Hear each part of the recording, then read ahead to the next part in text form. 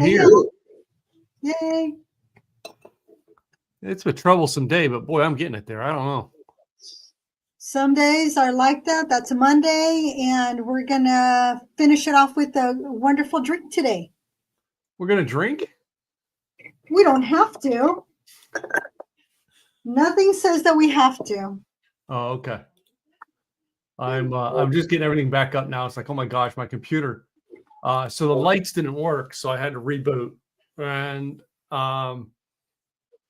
like apparently there was an update done because it took 6 minutes to reboot. My computer really reboots usually and starts back up in a minute.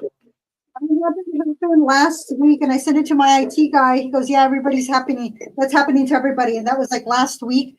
And I was like 15 minutes. It took forever to do all the things. So it was a process. Yeah. So I get it. I hear you. I hear you and I feel you. So let me get all the other stuff going here. Let me get our banner running down below. All right. Got some food, got some drinks here. We're talking about Arnold Palmer. Yes. I got the words out this time without in it. So let's give me a kudos for that. Yay. Congrats. Yeah. So, but usually this drink is iced tea and lemonade, right? Mm-hmm. Okay. But does it say what iced tea it's supposed to be? It did not. So with a lot of the recipes is make your own, which I was going to do, but my day got away from me because I didn't make it yesterday. So I bought,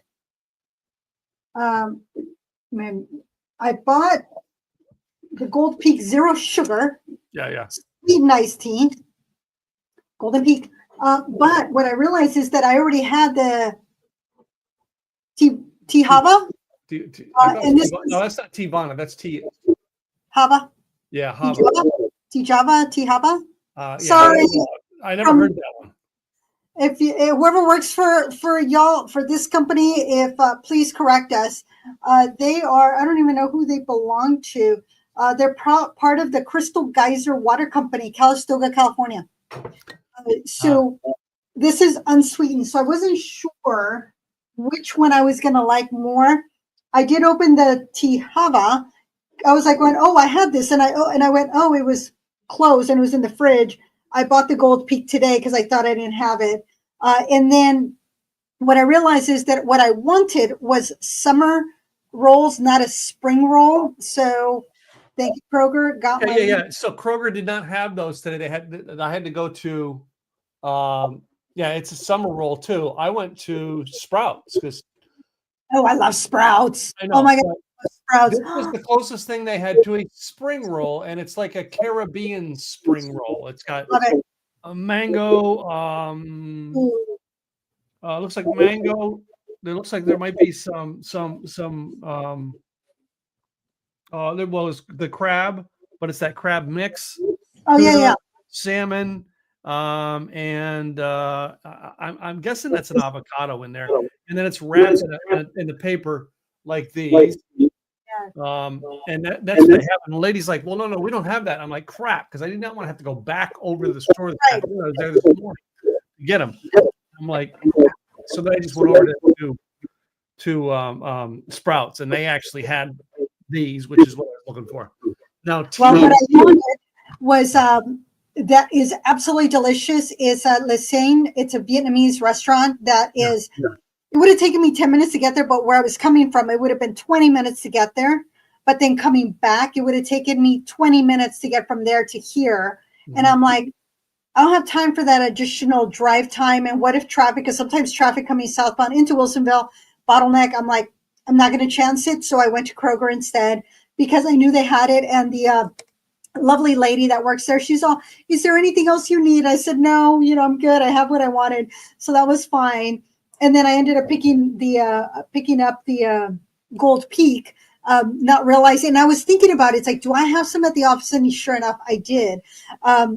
What's quite interesting is that yes, that's the Arnold Palmer is half lemonade and half iced tea. Now, for those of you that do not know who Arnold Palmer is, you've been living under a rock because even if you do not like golf. his name is so out there that there is no way that you have not heard of him. So he was a golfer. And he was in the PGA Tour, and then he went into the seniors. But he was born on September 10th, 1929. Passed away at 87 years old on September 26, 2016.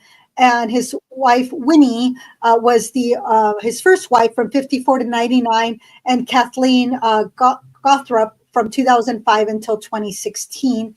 One child, Peggy. His nickname was the King. And I did ask somebody, well, what do you think of when you hear Arnold Palmer? And the answer was golf, his drink, smoking, and cool as heck. So those were the four things what I asked. And I think those that did follow golf probably have the same feeling about him. But he was called the King. And the beverage, he had been drinking it for many years, but it wasn't until the late 60s that's when it became a little bit more of a traditional drink that you can get. He was ordering his lunch and he asked his waitress to mix the lemonade and iced tea. And then a woman sitting by them overheard it and what he had ordered, and so to the waitress, well, I'll have the Arnold Palmer drink because that's who had ordered it. And then that's how it officially started. That's how the name was born. But he, that was his thing to drink on a hot day. And his wife, Winnie, would make iced tea. And then he just started adding lemonade. But people started to like it and they started to order it. And then, of course, word of mouth, it got spread. And in 2001, the Arnold Palmer Enterprises began bottling the beverage. And that's the year that they actually struck up a deal with the Arizona Beverage Company. There was already some out there, but it was it was in Orlando when all this went down. That it was Chris Bird that had been selling beverages. He was in various industries, but he had this idea that he wanted to present this because he had been watching Arnold since Bird was 12 years old, and he would watch him play in tournaments at the Firestone Country Club in Akron, Ohio, back in 1962. And mom would waitress, and he would just watch, what his mom worked. And so it was in Orlando that Bird did a presentation, and he's waiting for Palmer's right-hand person. And so with Alistair Johnston came in, he started going through the business plan. He got stopped and went out and got Palmer in, and he said that Palmer said, well, you seem to have something interesting for me. So he gave his sample and did a blind taste test, and Palmer seemed to like the Arizona combination over the Minute Maid and the Paul Newman, because Paul Newman was also making it. And Bird says that it was thank goodness that Arnold actually preferred the Arizona combination.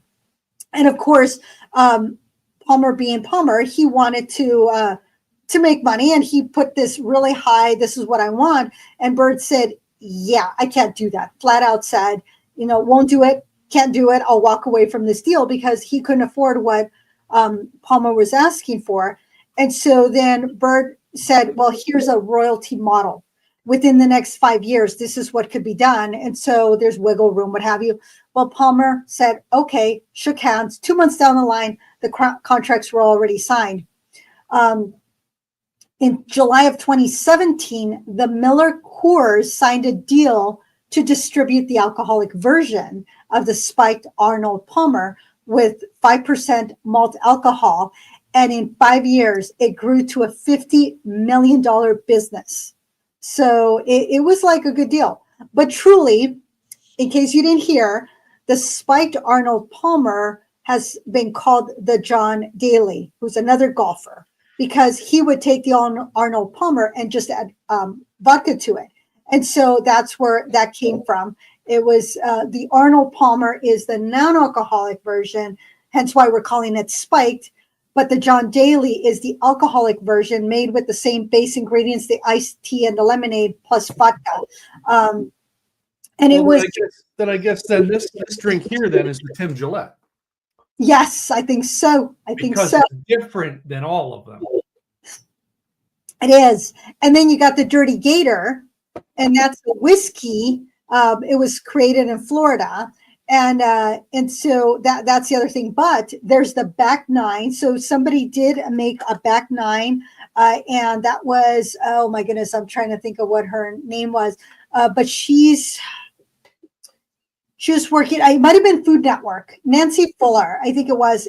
And she does a batch. It's 2 cups of brewed iced tea, a half a cup of lemon juice, simple syrup, and 1 cup of bourbon. You combine everything. So when I saw that, I said, you know what? I pulled out the bourbon. So I got the bourbon here. I got the vodka here. But you really can make it with tequila or one of Tim's favorites, moonshine. So you have multiple options with your Arnold Palmer. I have my brew crew running glasses, and then my other one that's not a brew crew. I decided to get a doggy bowl instead of another glass, but I do need another glass. And what do you think? Should I go with the unsweetened or should I go with the sweetened iced tea? It's what you like, all right? I made mine my way. How did you make yours? Well, I always in my refrigerator have this one, which is green tea and lemonade. And I brew the green tea. Yes. So like I boil the water, let the tea bag steep into it for about 3 to 5 minutes. Okay. Then I add, and I brew it when it's half full. This is a mason jar I use. Okay. I use 3 tea bags, and then I add lemonade to the top, and I usually add ice. Now I was a little bit out of this jar. I made these within the last hour. Okay. Because I heat it up in the microwave, heat the water up in the microwave, and I soak it. Add the lemonade mix to it. All right, and add water. Now, did make the lemonade. I put it in here just so that I wouldn't. Now I did the same thing with black tea because I had some black tea just in case. But if I were to taste the two, I'm a green tea guy. Right. And one of the reasons I like the green tea is I can take the green tea and add either tequila or the moonshine to it, and I like it. Okay. So today we're gonna mix a little bit, and I actually got I'm gonna add cubes to them, and I'm gonna add some. I just tasted them by themselves before I added any alcohol. Well, I am going to do the vodka, and I'll probably do the moonshine just because you have the moonshine there. And let me see how sweet this is. Ooh. I'm going to do the moonshine in the unsweetened tea. And I'll do the Harper here. So I'm going to try the vodka in the black tea, and then I'm going to do the moonshine in the green tea. 1 ounce. Basically it's going to be heavy for me because it's all the tea I have in the cup. And I added 1 ounce of vodka. Oh, I'm not shaking. But speaking of 2 things about Arnold Palmer that you got to notice there is, number 1, he shares a birthday with me. He was born in PA, and the town he was born in is famous for something else in the alcohol world. Do you know what? Ooh. Gin? Because I did get a gin from Pennsylvania. Nope. Tell me. Latrobe Brewing Company started there, which made we lost Gladys. She'll be back. Latrobe Brewing Company, which made Rolling Rock beer. All right. And as soon as she pops back down there, I'll connect her back in. And I believe Rolling Rock beer is now owned by Budweiser. I think they were bought out. I think they were bought out in the early 2000s. You back? Oh, maybe. All right. So I think 2006, Budweiser bought Rolling Rock, which was Latrobe Brewing Company, which started in Latrobe, Pennsylvania in 1939.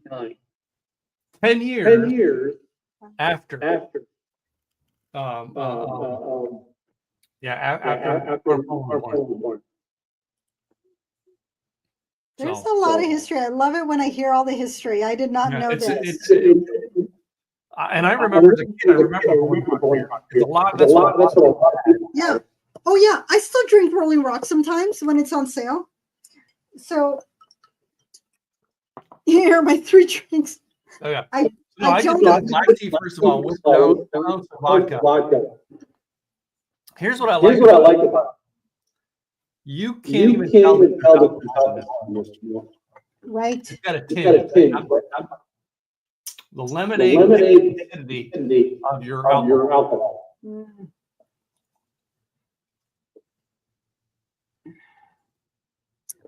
This is very yummy, but I also only put probably an ounce of vodka in this. I didn't put too much in there because I didn't want to pull out my Yeah. So now I go to my green tea. I'm gonna add my moon.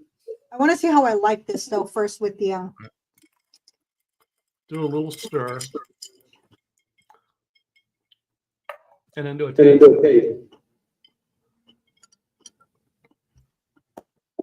I'm sorry. He goes so much better. Oh, heavenly. Mm.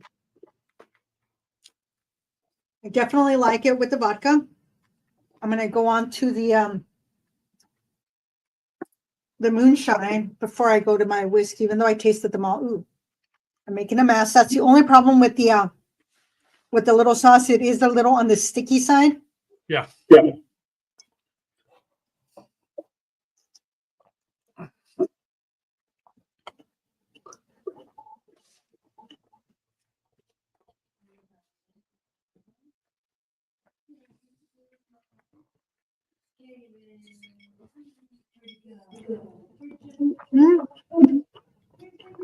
The good thing is, I use the unsweetened iced tea with the moonshine. Yeah. I think that goes well together. It tastes good with the summer. I do like it. So I like that it's not heavy on the sugar.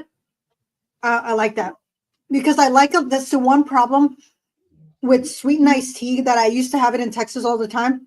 It depends on where you got it. Sometimes it was like that perfect sweet, but most of the time it was way too sweet. And it was like, so what I would do is that I would tell them half sweet, half not unsweetened to balance it out because that sweetened iced tea was just a little too much for my taste buds.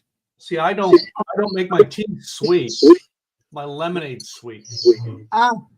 So I had a sweet lemonade. There is no sugar, nothing. Okay, I like that idea. So you think about that. You make your lemonade taste, and then add your tea. Now you're not. Okay.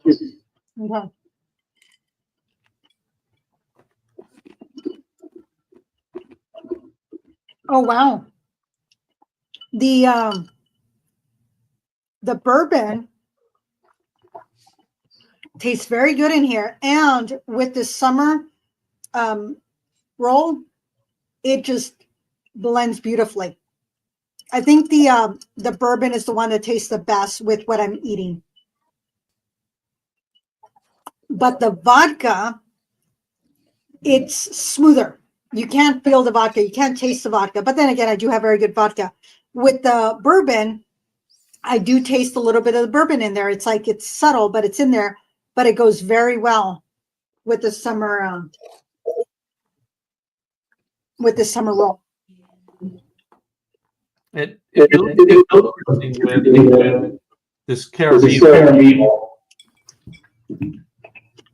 So I'm hearing an echo. I gotta fix something. How about there? There. What do you think? Am I still echoey? No, I'm echoing in your system. Oh, Can you hear me okay right there? Oh yeah, you're perfect. You've not had an echo at all. Microphone down, not my speaker down. Mm. Yeah, you sound fine to me.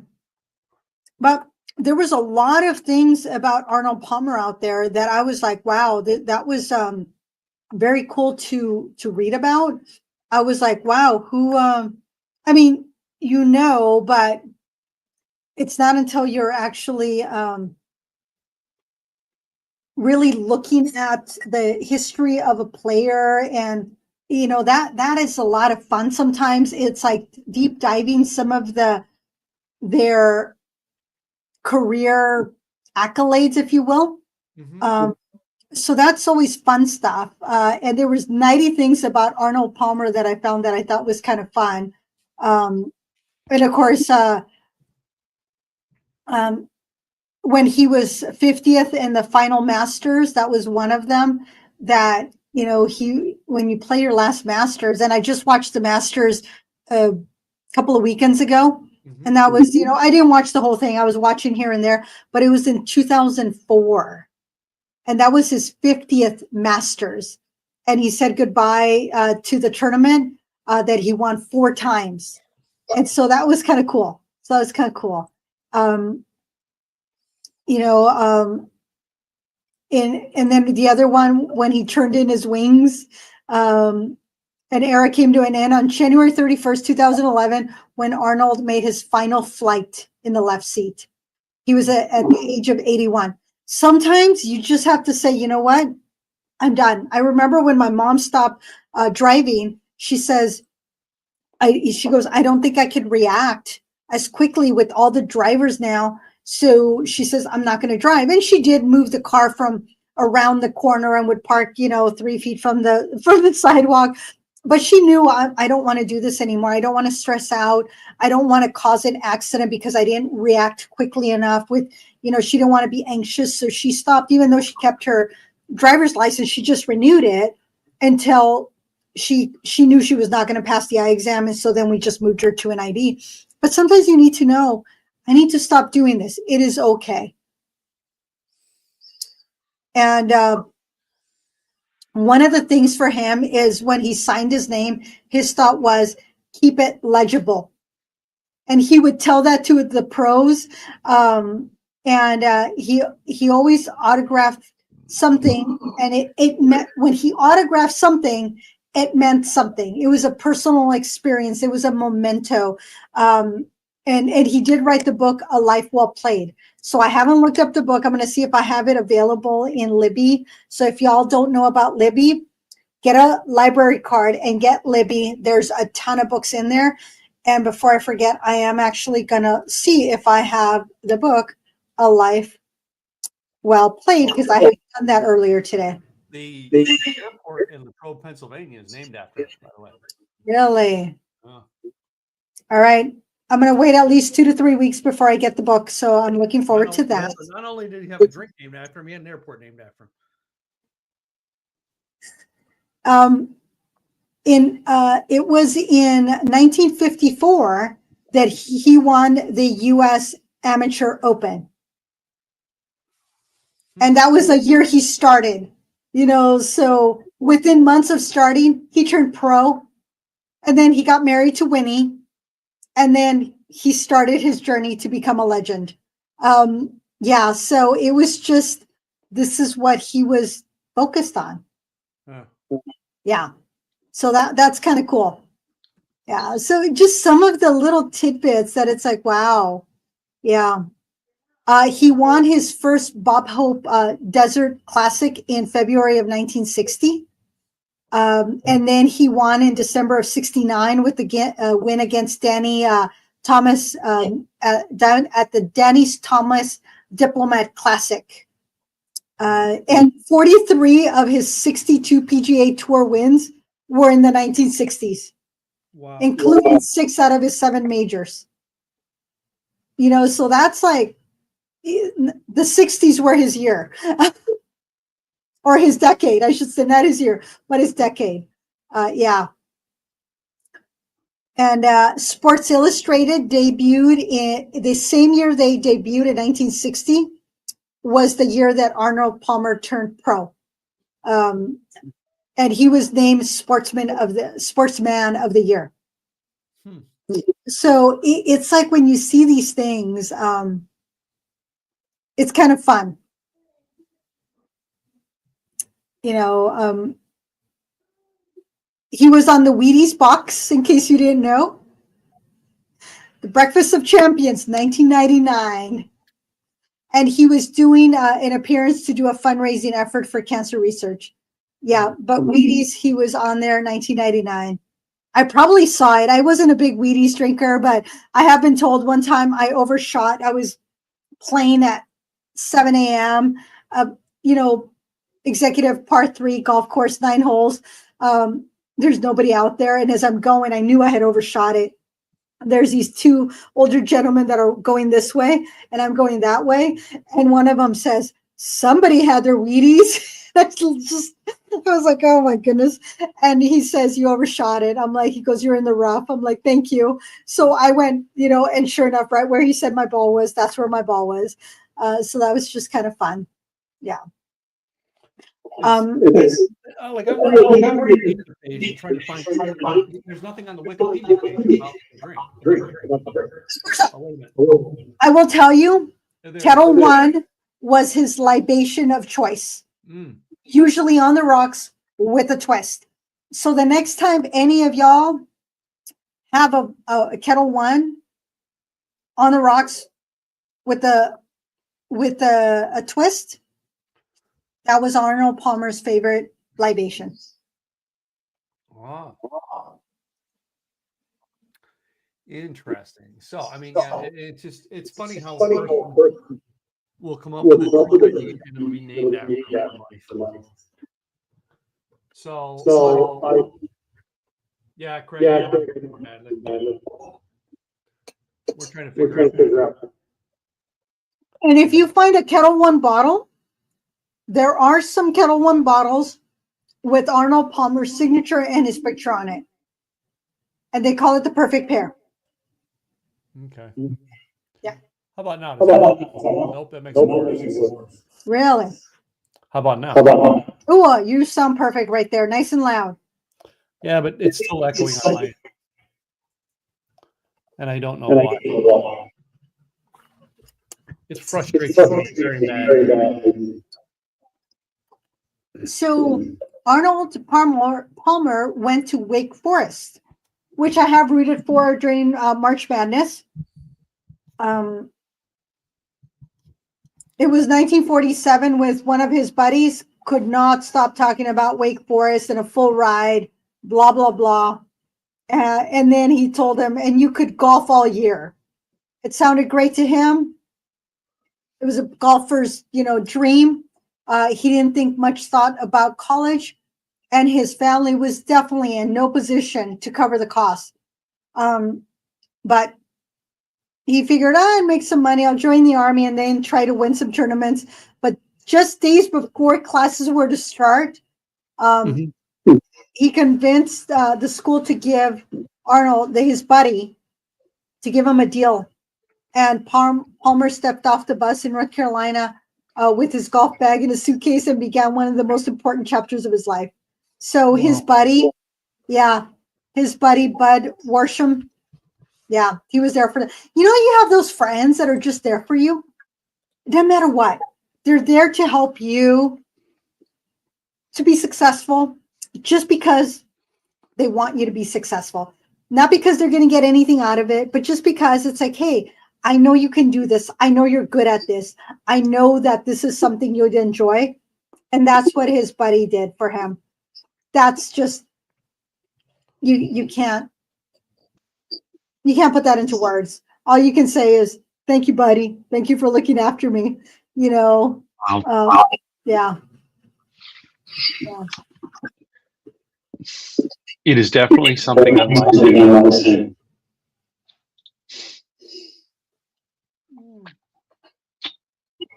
The lowest score he had twice. In September 1969 at Latrobe Country Club, where he had grown to love and learn about golf. He shot 12 under 60, the lowest score of his life. He did 2 bogeys, including one in the par 5, but the score still stands as the score record. Yeah. Wow.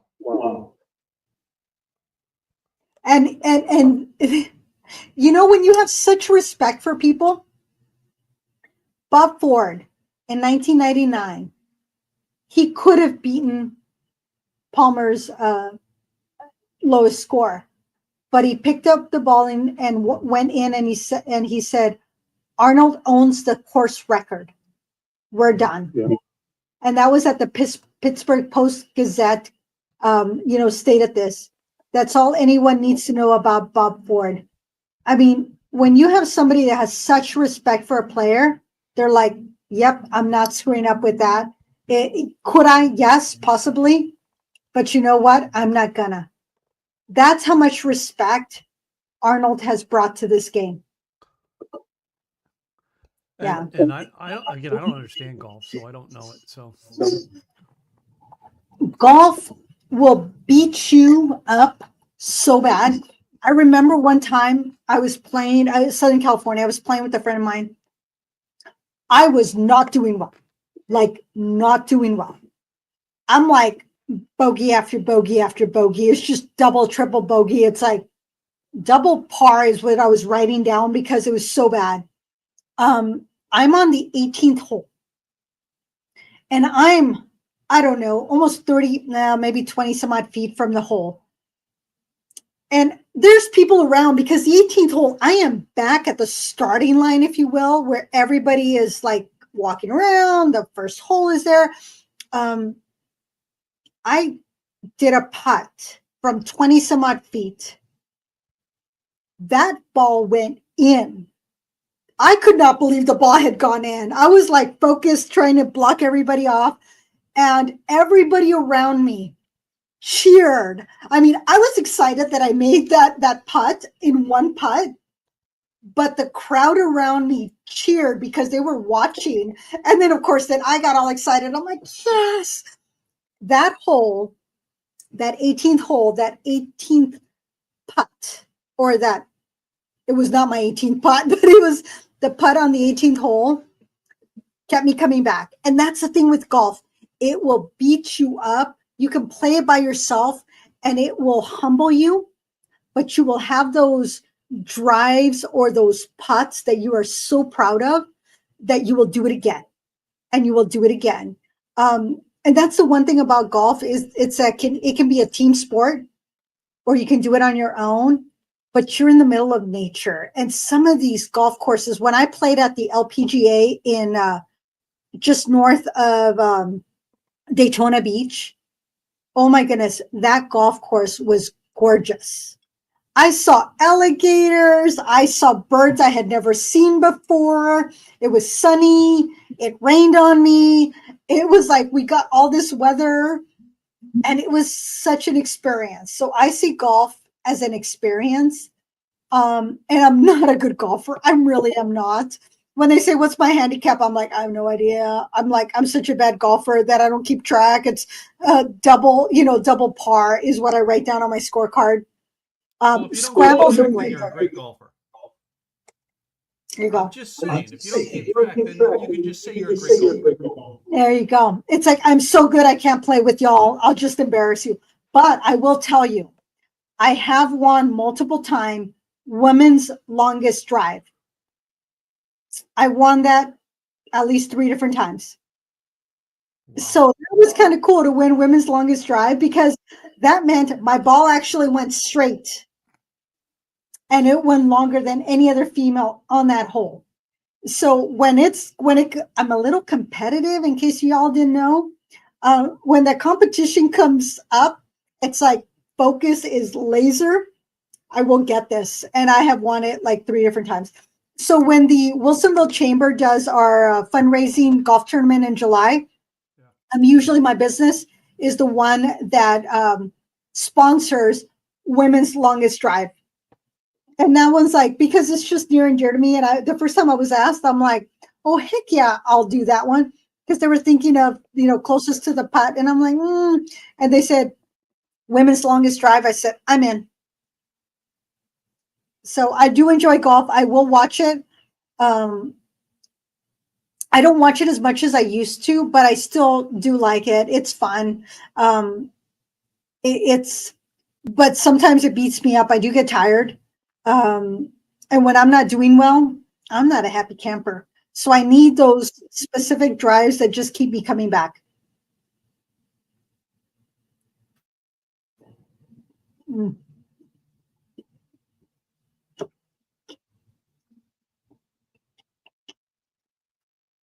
Do you remember the movie? Which movie? It was. You got really low? I turned the volume down to try to keep from echoing. Oh, got it. Let me bring the microphone closer to see if this helps. Okay. It was something at Mr. like Handy or something. Moose Port.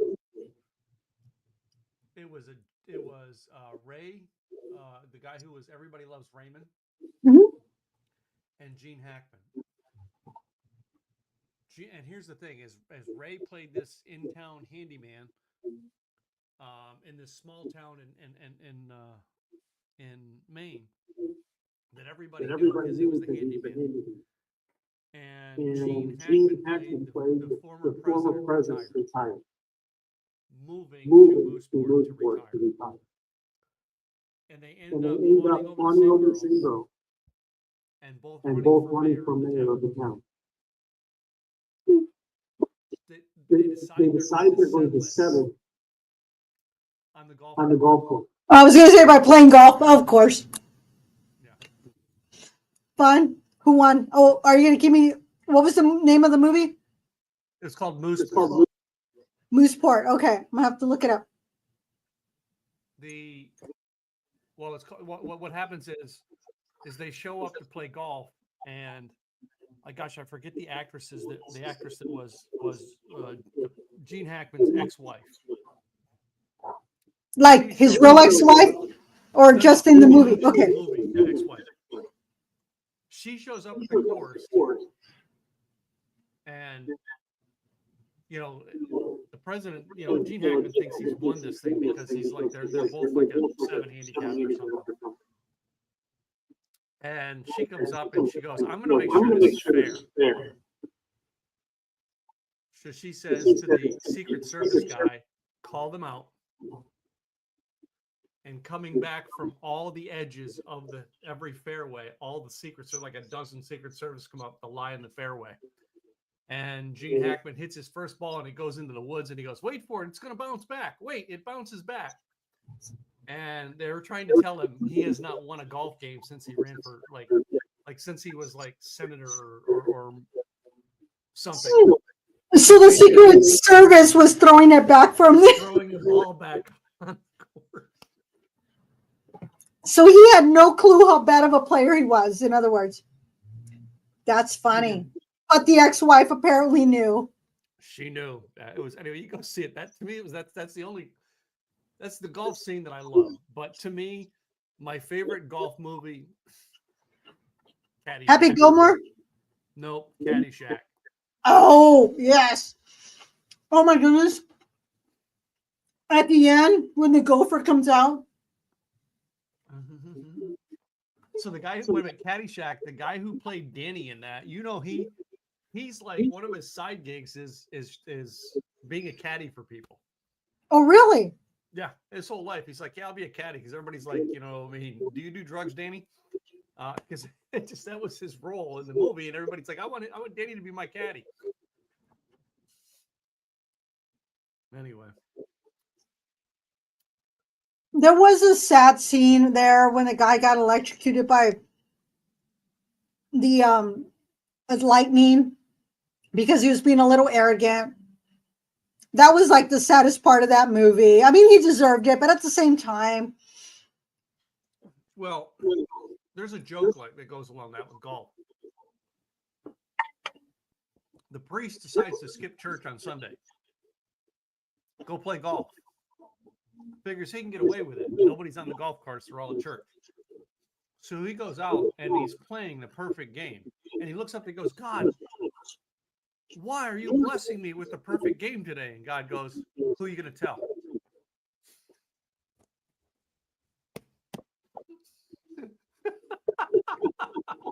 because he couldn't brag about it because he skipped church.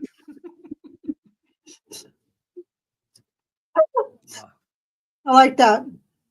I like that. Yeah, it's kind of like those people that go to a ball game, like opening day, and they called out sick, and then they're on the big screen, or they're on the news. It's like, oops, that kind of thing. That's funny.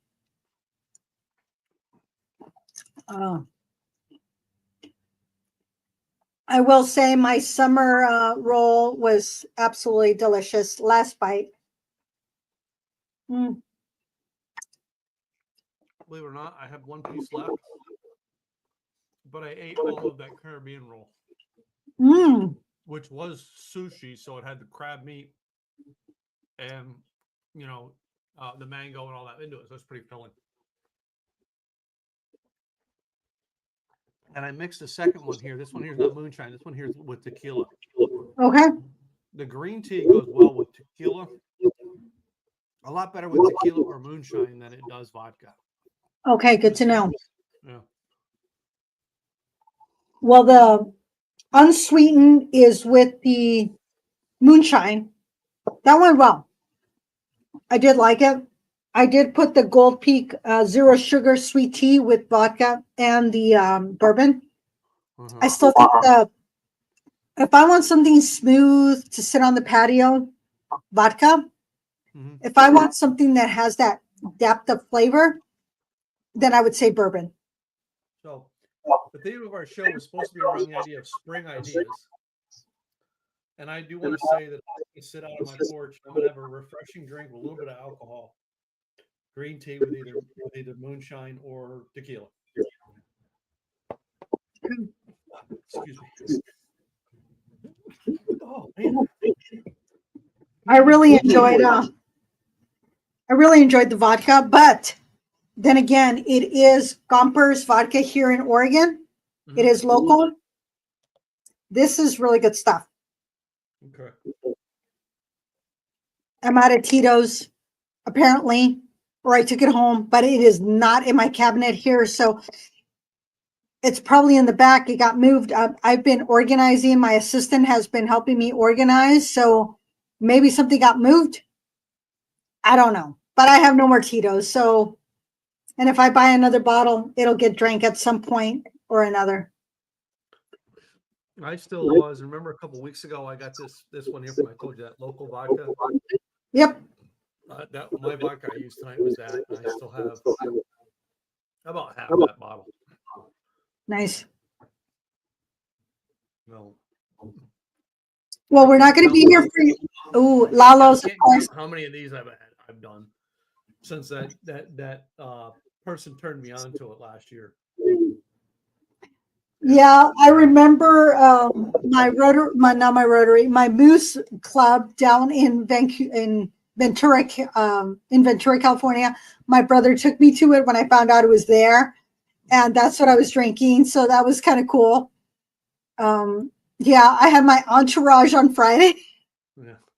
Everybody's all, who's Gladys with? I had an entourage. I had all my bouncers that were protecting me on Friday. Went to the Moose Lodge, and one of the lovely members got us a round of drinks. That was kind of fun. And we just hung out after hours after a fundraiser. So Friday was a good day. We had a good time. We were the rowdy table, apparently. I can't imagine that. Yeah. I wasn't even the rowdiest, but at one point somebody said, the winner of the first citizen is speaking. I went, oh yes, sorry. And I paid attention. But I will have to share. I didn't pour it, but I did bring it. Cinnamon Toast Crunch shots. Okay. This is what was left. It's in my fridge now. This is rum chata with cinnamon whiskey. Okay.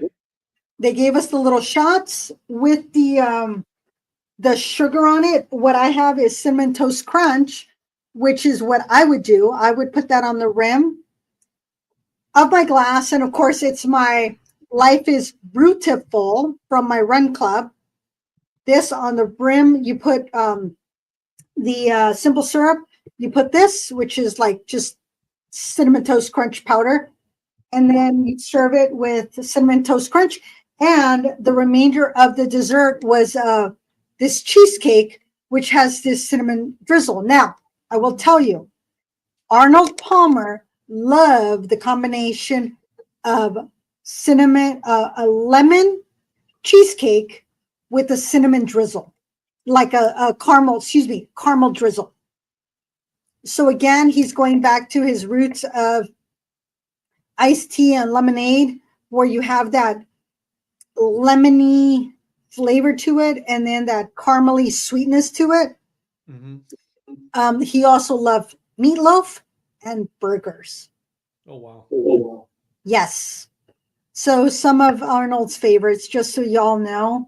I didn't have time to make meatloaf. Didn't want to really. It's starting to get warm, even though it rained all day yesterday.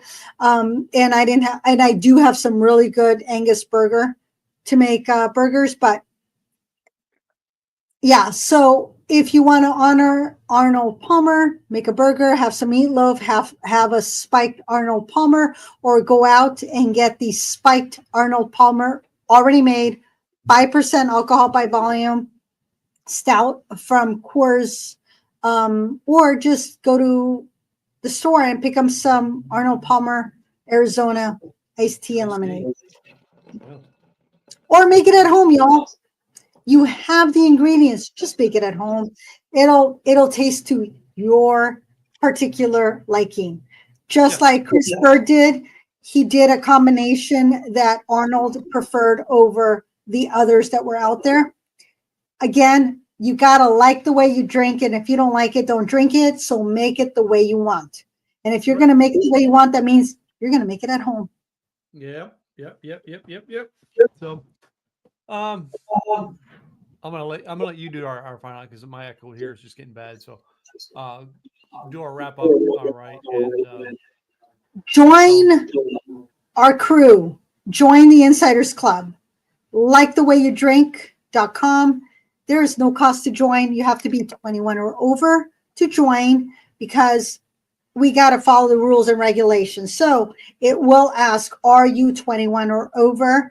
If you say yes, we will assume that you are 21 or over. If you are not, don't do it. Just don't do it. No cost to join, but there are some activities we get to do together. You will be invited to things. Sometimes we post on it. Sometimes we don't. It just depends. Sometimes they're like, no, don't post it. I'm going to respect that. So I won't post it. But there's other times that I will, and I'll just cut out everybody and go, okay, I'm going to post that we did this. I'm just not going to post who's on there. But LikeTheWayYouDrink.com, join our Insiders Club. And in case you all didn't know, Tim and I, we are the sponsors of this shindig here. In case you didn't know, we got together because we love alcohol and we like what we like. We're very particular. I'm frugal, but when it comes to my alcohol, I'm very particular. So we came together because we wanted to share cocktails. We wanted to share pairings. We wanted to share some of the things we like, and we will listen to our Insiders Club and what we like. We are also the sponsors of this podcast. So, as Tim always allows me to start because I'm the female, you're going to start today, too. I will start today because Tim said.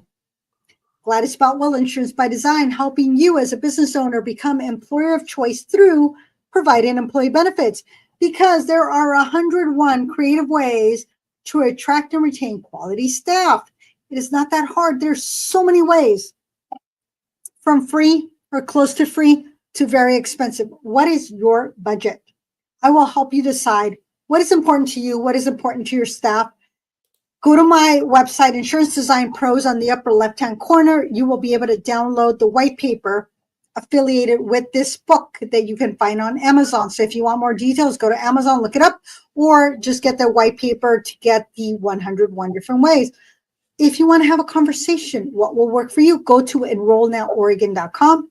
That is a direct link to my calendar. Get on my calendar. Not this week. I am booked. I'm flying for a conference this week, a women's conference. Next weekend on, and we will have that conversation. Gladys Boutwell, Insurance by Design. And this is my wonderful co-host, Tim. Hey guys, my name is Tim Gillette. Simply Easy Websites is my business, and I build the templated websites for the small businessman, the entrepreneur, and solopreneur, helping them get started online with something basic and affordable. Now, they're not cheap; they're affordable, which means it's a quality product. All right, at a quality price, and we do that, guys. To actually get you online and get your leads coming in. Go to simplyzwebsite.com, book an appointment with me, and we'll be glad how we can solve your website problems. I will tell you, in the last week, 2 different people that are not my clients, they're never going to be my clients. What's your website? I tell them, they go and they've said, that's a beautiful website. And I'm like, I know. Mm-hmm. Go talk to Tim. Yep. So, because Tim's my website guy. Yep. So we'll be gone for the next 2 weeks, ladies and gentlemen. I'll be on the road traveling, and Gladys will be too. But be watching our Facebook, our Facebook and our Instagram pages, because we will be doing special presentations while we are gone. Because one of the weeks while we are gone is Cinco de Mayo. So and we might have Facebook Live, possibly. Yep. Just saying. So tune into that. All right. While we won't have an official show, we will be doing still things on those days. All right. Be sure to watch us on our Facebook and our Instagram pages.